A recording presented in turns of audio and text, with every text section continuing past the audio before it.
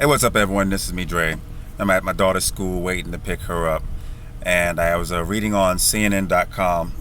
They said that the officer who arrested Sandra Bland, officer or deputy Brian Encinia, he was going to be indicted for perjury. Now, the story goes that he claimed that he removed Sandra Bland from her car to conduct a safer traffic search. But in the video, you see where he gets her license, goes to his squad car, runs place, makes sure she doesn't have any criminal records, no warranties, nothing like that. Returns to the car, asks her how she's doing. Obviously, she's agitated. She's smoking a cigarette to calm her nerves. And when she tells me, yeah, I'm fine. I'm just waiting here, waiting for the ticket and everything. So just go ahead and do your job. So then he decides to flex his muscles and ask her to put out the cigarette. Now, mind you, she's in her car. She's minding her business. She's just waiting for this whole exchange to be over so she can go about her business. And because she refused to take out a cigarette, he decides to ask her to step out of her vehicle, which I still think is bullshit. Now, with Sandra Bland, after she was arrested, she's found dead 3 days later in her cell. They tried to say that she hung herself with a plastic bag. I think it's bullshit. Something happened. The story will never be known because I believe there's a cover-up. But all the same, the fact that the officer perjures himself, I don't even know if there's going to be any further justice. Again, there's going to be a slap on the wrist, I feel, and he's just going to go about his business, and Sandra Bland is still dead. So her family has still suffered the loss because of this whole incident.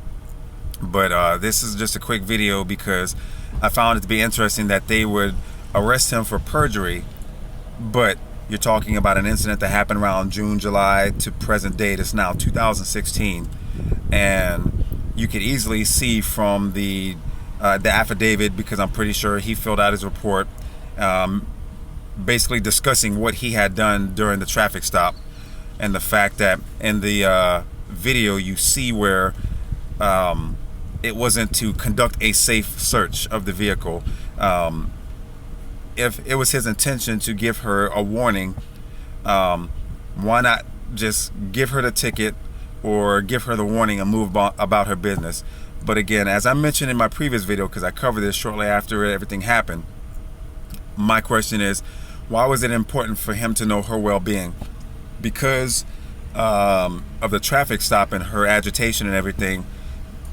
Any cop should know that anytime you pull someone over, they're not going to be the happiest camper. She wasn't being disrespectful. She wasn't cussing at him. It wasn't until after he removed her from the vehicle, where he forcibly removed her from the vehicle, to where she was using profanity. Now, a lot of people will say she should have done as she was told. But when you consider that if you're in the confines of your vehicle, the safety of your vehicle, where you're not harming anyone, you're just smoking a cigarette, calming your nerves, there's no reason for you to have to be forced out of your vehicle. And anyone who believes that she was non-compliant simply because she decided to not put her cigarette out, they're part of the problem. But again, this is just another instance of all the double standards, because this could have easily been a white woman being arrested by a black cop, and I'm more than certain that a lot of people would have been downing the cop for the same or similar incident. And with all of the people that have met their demise with an encounter with cops, and it's something that's still happening, still waiting for the first encounter for 2016, because it's a new year and there's more black people to kill for white cops. So it's going to happen. It's bound to happen. And a lot of people may disagree with this, but after my video for Freddie Gray and Walter Scott, I did say through the course of the remaining time for 2015, more black people are going to die by cops. And sure enough, it did happen.